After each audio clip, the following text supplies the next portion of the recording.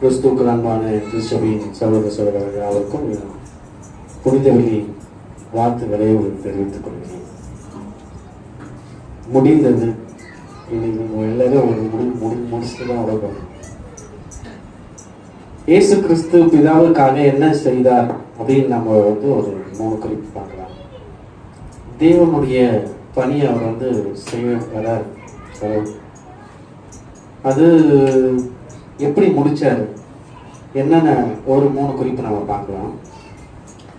தேவனுடைய பணி அப்படி கடவுளுடைய ஊழியத்தை அவர் எப்படி செய்யறாரு?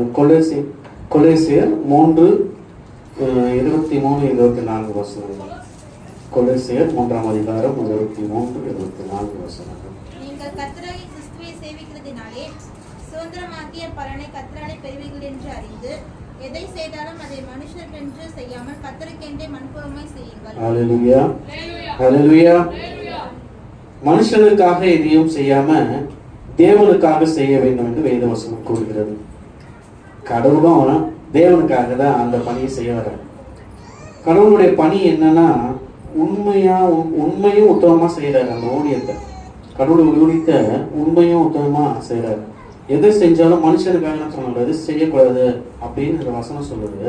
ஆனா அவர் வந்ததுக்கு காரணம் நோக்கம் மனுஷனை ரட்சிக்கணும், அவருடைய பிதாவுடைய சித்தத்தை நிறைவேற்றணும் அப்படின்றதுனால அந்த பணி. அந்த கொலேசியர்ல பார்க்கிறோம், எதை செய்தாலும் அதை மனுஷனுக்கென்று செய்யாமல் கர்த்தருக்கென்று மனப்பூர்வமாய் செய்யுங்கள் அப்படின்னு. கடவுள் எல்லா காரியத்திலும் மனப்பூர்வமா செய்யறாரு. இப்போ ஒரு ஊழியத்துல ஊழியம் பண்ணிட்டு இருக்கும் போது அவருக்கு இடையூறு உண்டாக்குனே நிறைய பணி செய்யற ஆசிரியர்லாம் அவரை தடை செய்யறாங்க எல்லா இடத்துலயும். அந்த நேரத்துல அவர் அவர்களுக்கு உபத்திரம் பண்றாங்க. ஆனாலும் சோர்ந்து போகாம அந்த ஊழியத்தை அவர் செஞ்சுட்டு வர்றாரு. அப்புறம் இன்னொரு விஷயம் என்னன்னா, தேவனுடைய சித்தத்தை நிறைவேற்ற தேவன் வந்திருக்கிறார். இயேசு கிறிஸ்து ரோமர் 12:2 நீங்கள் இந்த பிரபஞ்சத்திற்கு ஒத்த வேஷம் தெரியாமல் தேவனுடைய நன்மையும் பிரியமும் சித்தமானது என்று இன்னதென்று நீங்கள் பகுத்தறியத்தக்கதாக உங்கள் மனம் புரியாததினாலே மறுரூபமாகுங்கள். ஆமென். இப்போ தேவனுடைய நன்மையும் பிரியமான பரிபூர்ணமான சித்தம் இன்னதென்று நம்ம பகுத்தறிஞ்சு செய்யணும். அப்போ நம்ம கடவுளுடைய ஊழியத்தை நம்ம செய்யணும்னா கூட கடவுள் இயேசு கிறிஸ்து எப்படி தேவனுடைய ஊழியத்தை சித்தத்தை அறிஞ்சு அவர் செஞ்சாரோ அதே மாதிரி நமக்கான ஊழியத்தை நமக்கான சித்தத்தை நம்ம என்ன பண்ணோம் பகுத்தறிஞ்சு இது செய்யலாமா செய்ய வேணாமா, இதெல்லாம் நம்மளால முடியுமா முடியாதா அப்படின்னு சொல்லிட்டு நம்ம பகுத்தறிஞ்சு நம்மளால முடியும்ன்ற விஷயத்த நம்ம என்ன பண்ணோம் செய்யணும். அப்போ ஒரு சிலர் என்ன பண்ணுவாங்க, நம்மளால முடியாத காரியத்தை போட்டு செய்ய முடியாம இருக்கும். அதுக்கு நம்மளால முடியும்ன்றத பகுத்தறிஞ்சு அவருடைய சித்தம் என்னதுன்னு நம்ம என்ன பண்ணோம் பகுத்தறிஞ்சு செய்யணும். இதுதான் இயேசு கிறிஸ்து செய்யறாரு. அவருடைய சித்தத்தை நிறைவேற்றார். பகுத்தறிஞ்சு யாருக்கு என்னென்ன செய்யணும், எப்படி ஊழியத்தை செஞ்சுட்டு வராரு பாருங்க. அதே போல இயேசு கிறிஸ்துவை நம்ம என்ன பண்ணோம் பின்பற்றி அவருடைய சித்தத்தை நம்ம செய்யணும். இன்னொரு குறிப்பை பார்க்கலாம். 3வது குறிப்பு, தேவனுக்காக மனுக்குலத்தை ரட்சிக்க வந்தார் இயேசு. ஹல்லேலூயா. தேவனுக்காக மனுக்குலத்தை ரட்சிக்க வந்தார் இயேசு கிறிஸ்து. இப்போ உலகத்துல எடுத்துக்கோங்க, இந்துஸ் எடுத்துனா 330 தேவர்கள் இருக்காங்க. முஸ்லிம்ஸ் நம்ம சகோதரர்கள், அதனால அவங்கள நம்ம ஈவனா இருக்கிறதுனால அவங்க எடுத்துக்கலாம். இப்போ பக்தியில அதிகமா ஒரு முன்னாடி இருக்கிறது யாருன்னு பார்த்தீங்கன்னா இந்துஸ் தான். செகண்ட் முஸ்லீம், 3வது தான் நம்ம இருக்கணும். ஏன்னா நம்ம நாத்திகம் ஒரு நாள் கடவுளுடைய ஊழியத்தை என்ன பண்ணிடுறோம், தெய்வ ஆசீர்வாதத்தை போட்டு போயிடும்.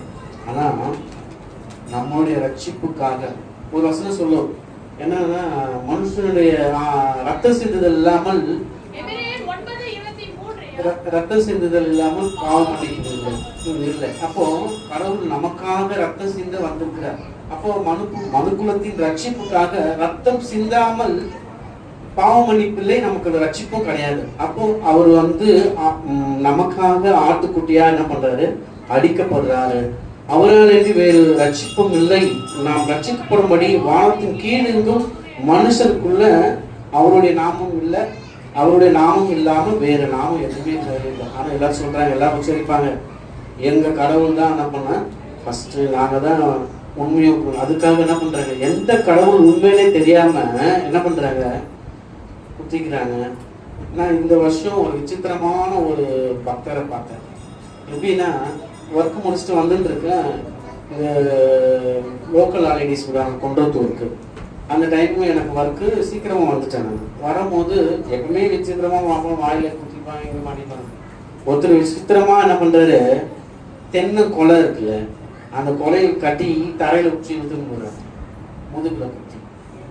அப்போ எதற்காக அதை செய்கிறாரு, நீ என்னதான் தேங்காய் பூச்சி இழுத்துன்னு போனாலும், நீ எவ்வளோ காரியம் உன்னோட உடம்பு வருத்திக்கினாலும், நீ என்ன நன்மை உன்னோட சகோதரருக்கோ உன் கூட இருக்கிறவங்களுக்கு நீ செய்யறியோ அதுக்கான பலன் தான் கடவுள் உனக்கு கொடுப்பாரு. நீ எல்லாத்தையும் பண்ணிட்டு எனக்காக கடவுள் இதை செய்வாரு, நான் இதை பண்ணிட்டா எல்லாத்தையும் மன்னிச்சுவாருன்னா கண்டிப்பா மன்னிக்கவே மாட்டேன். அதுக்காக கடவுள் அவரே நமக்காக என்ன பண்ணாரு, வழியாகி நம்முடைய ரத்தத்தை நமக்கு ரத்தத்தை சிந்தி நம்ம மீட்கும் பொருளாக நம்மளை ரட்சிக்கிறதுக்காக அவர் என்ன பண்ணியிருக்காரு, வந்திருக்காரு. இதுதான் தேவனுடைய ஈவு. எபேசியர்ல வாசிக்கிறோம். நம்ம எபேசியர் 2:8-9 வசனம்.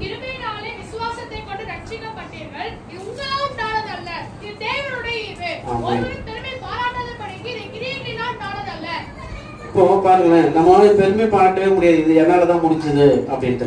ஆனா எல்லாம் தேவனுடைய சித்தம் இல்லாம எதுவுமே நடக்கிறது கிடையாது. இப்போ நமக்கு பேசுறது தேவனுடைய சித்தம் தான், நம்ம உட்கார்ந்துட்டு இருக்கிறது தேவனுடைய சித்தம் தான்.